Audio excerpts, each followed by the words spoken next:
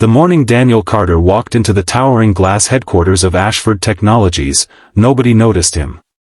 He wore a faded blue work shirt, carried a small folder with his application, and quietly stood in line with people applying for janitorial positions. Some applicants chatted nervously. Others scrolled through their phones. Daniel simply looked at the polished marble floor, wondering how many more times life could humble a man before it finally gave him a chance to stand again. What nobody in that lobby knew was that before sunrise every morning, Daniel had already packed his 10-year-old daughter Lily's lunch, braided her hair the best he could, and promised her, just like every day, things won't always be this hard. He prayed that today, for once, he wasn't lying. Daniel lived in a small rental house outside Columbus, Ohio. 5 years earlier, he had owned a successful neighborhood maintenance company with 12 employees. Business was steady, life was comfortable, and weekends were filled with camping trips and backyard barbecues. Then everything changed. His wife, Emily, was diagnosed with an aggressive illness. For 2 years Daniel spent every dollar he had caring for her. Insurance covered part of the treatment, but never enough. When Emily passed away, Daniel had lost far more than his best friend. The company had closed. Their savings were gone. The house had been sold. All he had left was Lily, and a promise he'd made beside Emily's hospital bed. No matter what happens, she whispered, teach her kindness before success. Daniel never forgot those words. Even when life became unfair. Especially then. Finding work wasn't easy. Employers saw a man in his early 40s whose business had failed. They didn't see the husband who sacrificed everything for love. Or the father who never missed a school recital.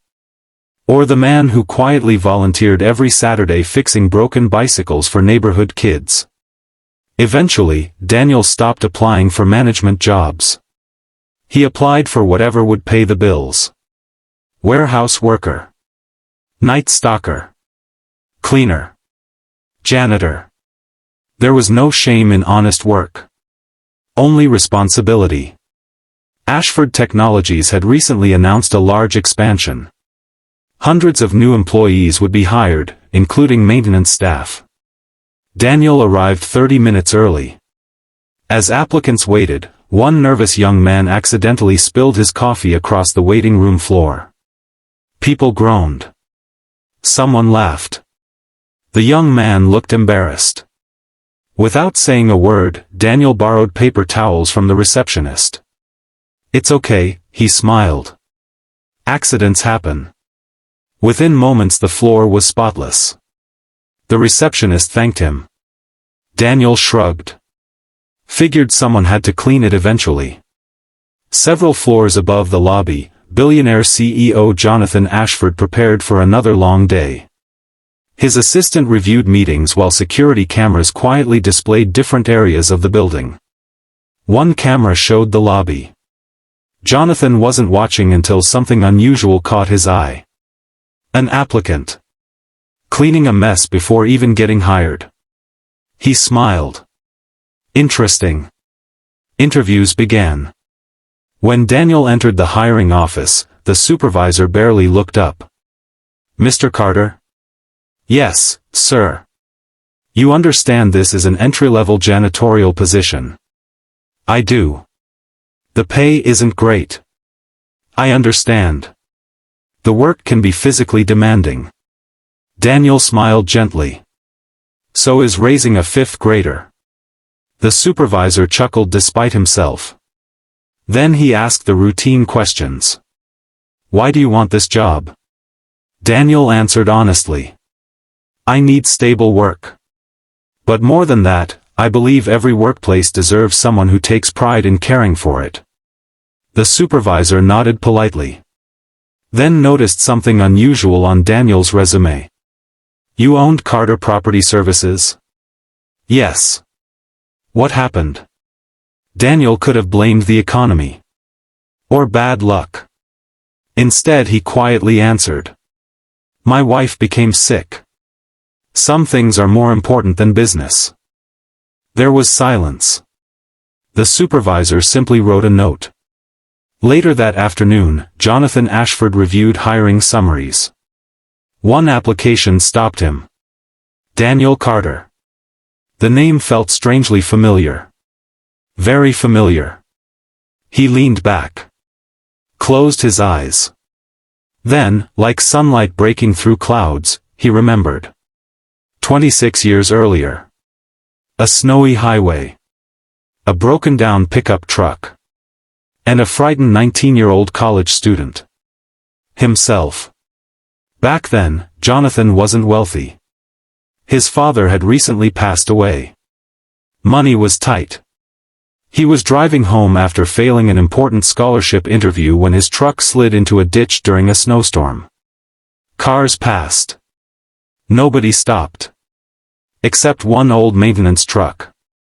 The driver climbed out wearing thick work gloves. "Looks like you could use a hand." Jonathan remembered that man's smile. Warm. Patient. Encouraging. Together they spent nearly an hour pulling the truck free. Afterward Jonathan tried paying him. The man refused. Instead he said something Jonathan never forgot. "If you really want to repay me, help somebody else when they need it." Jonathan asked his name. The man smiled. Michael Carter. Jonathan's heart raced. Michael Carter. Daniel Carter. Could it be? He immediately asked Human Resources to bring Daniel back before any hiring decisions were finalized. Daniel assumed something had gone wrong. Maybe paperwork. Maybe another interview. Instead he was escorted to the executive floor. He felt completely out of place. The office overlooking the city was larger than his entire house. Jonathan Ashford stood waiting. "Mr. Carter, thank you for coming." Daniel shook his hand. "I wasn't expecting this." Jonathan smiled. "I have an unusual question." "Go ahead." "Did your father happen to be named Michael Carter?" Daniel froze. "Yes." Jonathan took a slow breath. "I've been hoping for years I'd somehow meet someone from his family." Daniel looked confused. Jonathan told him the story. The snowstorm. The broken truck. The stranger who refused money. The sentence that changed his life forever. Help somebody else when they need it. Daniel's eyes filled with tears. "My dad said that all the time." Jonathan nodded. "He probably doesn't know this, but because of him, I kept going." He explained that he earned another scholarship months later, built his first company, failed twice, succeeded the third time, and eventually created Ashford Technologies. "I've tried to build this company around one principle." He smiled softly. "Kindness is never wasted." Daniel looked out the window for a long moment. "My father passed away 3 years ago." Jonathan lowered his head respectfully.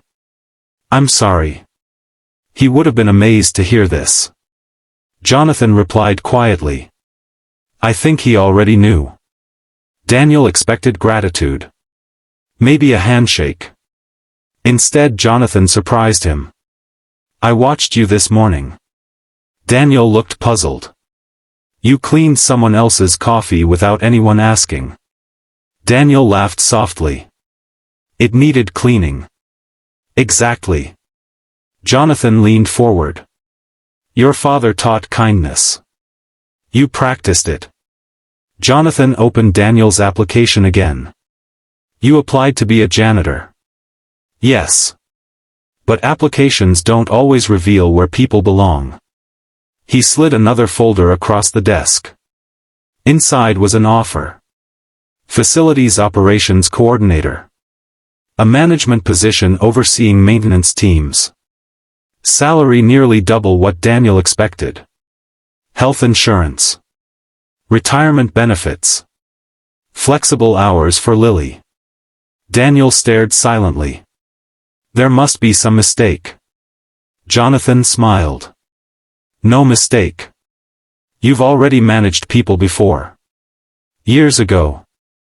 Leadership doesn't disappear because life becomes difficult. Daniel's voice trembled. I don't want charity. Jonathan shook his head immediately. This isn't charity. It's opportunity. You still have to earn it. Daniel looked at the papers. Then asked. What if I fail? Jonathan answered with a smile. Then we'll help you learn. Daniel accepted the position. The first few months weren't easy. Technology had changed. Systems were new. He made mistakes. Asked questions. Stayed late. Learned constantly. But something remarkable happened. The maintenance staff respected him almost immediately.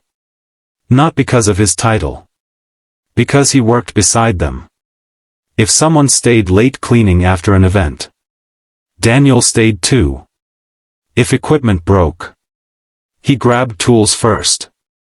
If a new employee looked overwhelmed, he listened before giving advice. Soon employee turnover dropped dramatically. Morale improved. Productivity quietly increased. People simply felt valued. Meanwhile, Lily noticed changes too. Her father smiled more. They ate dinner together instead of worrying about overdue bills. One evening she asked, Dad, are we rich now? Daniel laughed. No. She tilted her head. Then why are you happier? Daniel thought carefully before answering.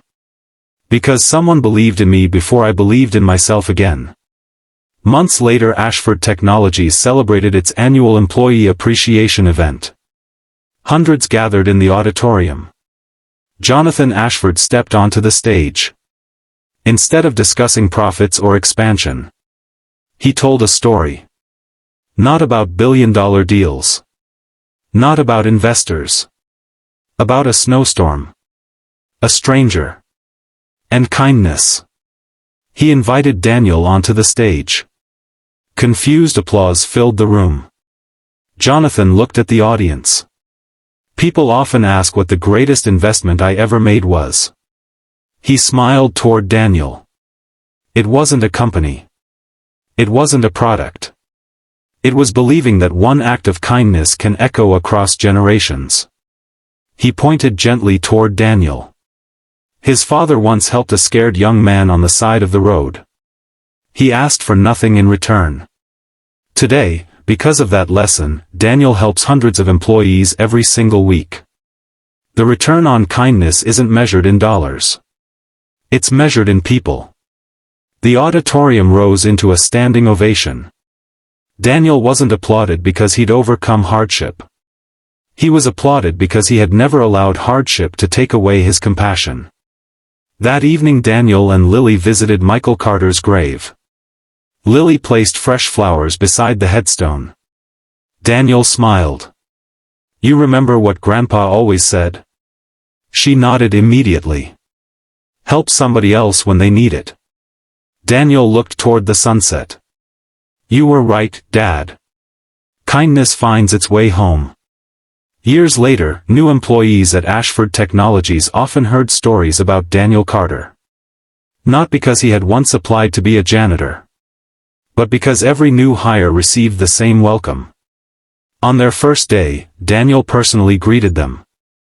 Learned their names. Asked about their families.